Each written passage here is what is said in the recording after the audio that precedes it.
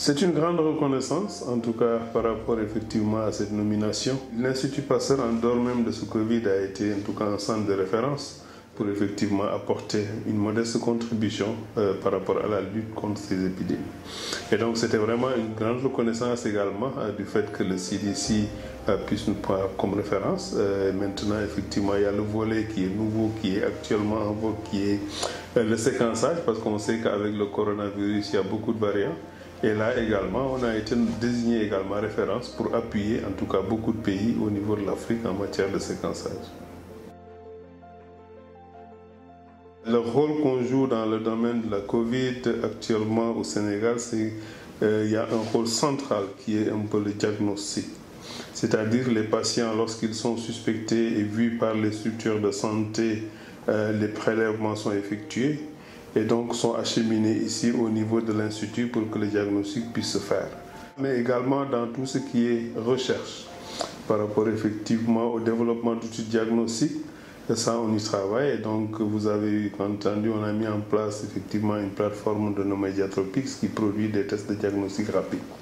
Et nous, au sein de notre département, on joue à valider effectivement tous ces tests et à les rendre opérationnels au niveau terrain. Il y a d'autres activités, effectivement, la prise en charge des patients, pour lesquelles effectivement nous sommes impliqués au travers des projets qui sont faits en collaboration avec les cliniciens qui s'occupent effectivement de ces malades. Oui, au début de l'épidémie, lorsqu'il y a eu les cas, donc à un moment, effectivement, il n'y en avait pas beaucoup de diagnostics à poser, mais au fur et à mesure qu'on avançait dans l'épidémie, il y a eu une charge de travail assez importante. Et donc, il y avait un afflux massif d'échantillons au niveau de l'Institut et il fallait répondre dans les 24 heures. Et ce problème-là est en partie résolu. Il y a eu à un moment une tension au niveau des réactifs et donc avec les partenaires pour pouvoir effectivement avoir des fonds, y compris l'AFD, donc qui a appuyé et qui a soutenu, et donc qui a fait qu'effectivement on a pu avoir un certain nombre de réactifs au niveau du laboratoire pour permettre de faire face. Il y en a plusieurs niveaux parce qu'effectivement au début tous les tests se faisaient au niveau du laboratoire, mais également il y a une partie qui s'est faite ici à l'Institut Pasteur, mais également l'Institut Pasteur a déployé en tout cas des laboratoires mobiles au niveau effectivement du pays. Donc également il y a eu l'appui en tout cas d'un laboratoire de l'Union européenne, donc en fait qui est le camion qui a vraiment servi également parce que vu le grand nombre d'échantillons, il fallait qu'on ait plusieurs postes en tout cas de travail.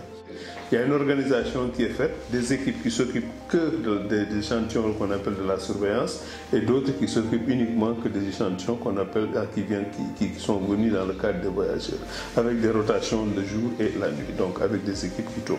Donc voilà, c'est un peu comme ça le type d'organisation qui est mis en place, en dehors maintenant des laboratoires qui sont déployés au niveau du pays.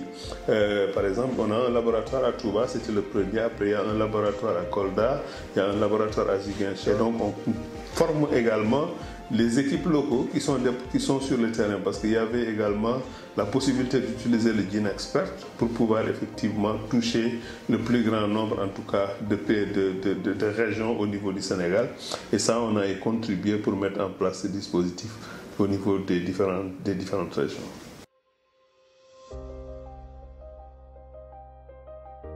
Le rôle premier qu'on a joué, on a organisé ici 2 ateliers soutenus par le CDC africain et l'OAS.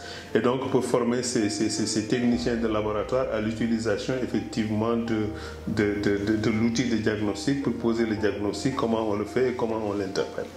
Le deuxième niveau, c'est maintenant après ces formations, on travaille en réseau. On a mis en place un groupe WhatsApp pour effectivement échanger lorsque ces laboratoires ont des problèmes qu'ils sollicitent pour qu'on puisse trouver ensemble les solutions les plus appropriées. Et donc ça c'est également un rôle que nous jouons pour effectivement appuyer notre soutien aux autres pays africains.